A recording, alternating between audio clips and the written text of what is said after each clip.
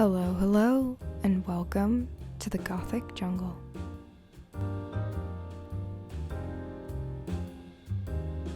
Now, like most plant people, I am no stranger to overconsuming when it comes to plants. I wanted to show off actually two new plants that I just added to my collection. This beautiful dark alocasia scalprum. It's absolutely gorgeous. I got some new leaves coming in on it, as well as the begonia ferox, which I also have some new leaves on it. These have both been wishlist plants for a while, and I'm just so excited to have them in my collection. But buying these two plants actually got me thinking about overconsuming when it comes to the plant hobby. Now, it might feel a bit odd for someone on social media telling you how to avoid overconsumption when social media is such a huge factor in overconsumption itself. I mean, especially when you have these huge creators showing off these perfect, massive collections with like whole rooms dedicated to them, or this one new product that will make having more plants easier, etc., etc. I feel like getting back to the root, of what makes the hobby so wonderful will serve as a good reminder for any houseplant owner, whether you're a beginner or an expert, to appreciate the time and effort that goes into plants other than the initial excitement of buying them.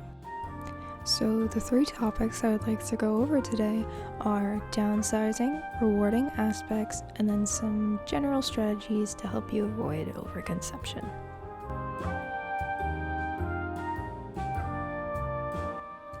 You've likely seen plant YouTubers downsizing their collections to make them more manageable and less overwhelming. I know I have had so many of these pop up on my feed on YouTube. Now, this might be a good idea for those with a lot of plants, like these YouTubers typically are, but this also might be applicable if you notice that you've been consistently neglecting certain plants in your collection. Now, some people are comfortable just throwing these plants away, but I personally prefer to try to give them to friends that might be interested. And another good option is to sell them or bring them to a plant spot. Basically, we're trying to get these plants out, but out into good homes as well. Unless, of course, they're just kind of not salvageable. Then I kind of throw them away as a last resort.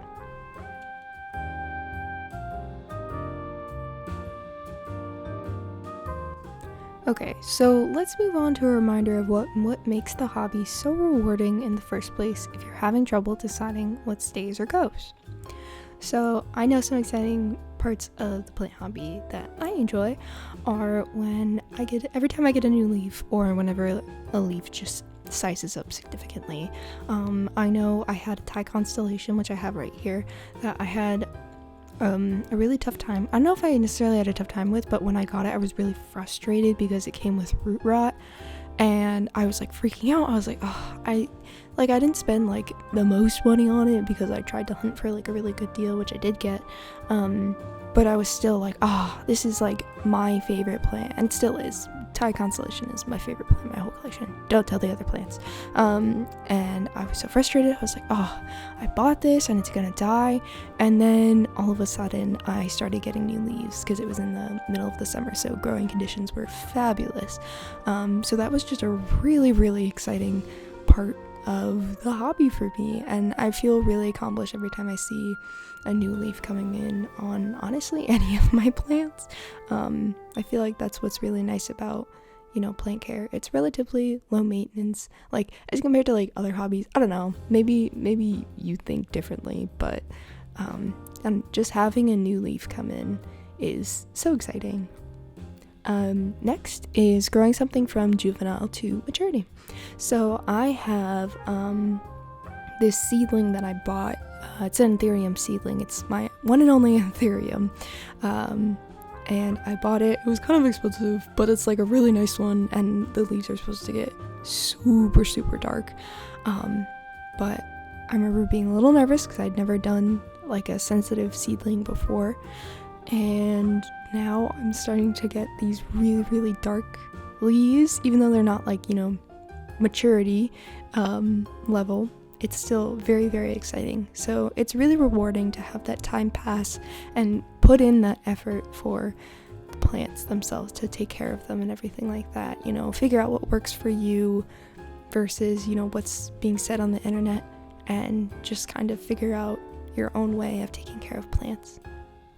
And then my final reminder of what makes the hobby so wonderful is finally getting rid of pests. Okay, I have had thrips go through my entire collection, which has been terrible, but one particular win in terms of getting rid of pests for me was with my Alocasia tanderusa. Now, I got this as a present. My partner got it for me for, I believe, our anniversary, because they knew that I really wanted it, and I was so excited, because it does tend to be a rarer plant. I don't know about anymore, maybe it's pretty commonplace now, not sure, but I was so excited to have it in my collection. I mean, it's just absolutely beautiful. But the place that my partner got it from, I have had bad luck with having pests on them whenever they come home. So I was so sad. I was like, oh no, my partner gifted this to me. I'm gonna kill it and it's gonna be so sad. But I kept at it. It had spider bites, not thrips. I kept at it. I was, following the instructions I had a bioinsecticide that I was using. And I finally got rid of them, and the leaves started sizing up, and now I have, a gorgeous big leaf there, and I'm very, very excited about it. So those are kind of, I hope you have similar experiences with your collection as well, but those are the big things that really kind of keep me in the hobby and keep me excited about having new plants in there.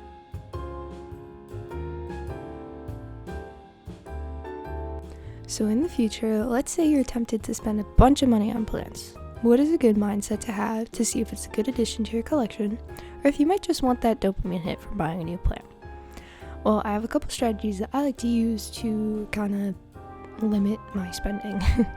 So the first is purchasing smaller plants and having a spending limit. So as you could probably tell from just having plants in general, it's pretty satisfying to see a plant go from a small plant to a large plant just based on you caring for it. So that's a motivation to buy smaller plants. But having a spending limit kind of is a bit of a reminder while you're shopping not to overspend on things or be like, oh, I'm actually spending too much right now. The next is to buy in person instead of online. This can be pretty tempting because usually certain plants are only available in certain areas, so it makes it more difficult to get certain plants that you might want more than others. But buying in person, is a little bit better because you can see are there any pests and you're less likely to get damage from being in the mail and stuff like that. But that is also a good thing because then you're not just like, oh, add to cart, and then you're like, oh my gosh, how did I spend $500 on plants? And then another one is they need to be able to fit in the space you have allotted to them. So I know this is a personal struggle because I'm a college student, so I live in an apartment with a bunch of other people. So most of my plants are in my room right now, and I definitely do not have any room for more. Sometimes I'm like, oh yeah, I can probably fit one. No, I can't. They're on the floor right now, okay? I'm gonna trip on them. It's not great. So that's something that I definitely need to work on, but I think that is also a good reminder as oh, I actually don't need any more plants right now. I need to focus on the ones that I have already. And maybe you could come up with a rule oh, I can only get a new plant after I give one away. So that might be a good way to kind of keep yourself in check as well.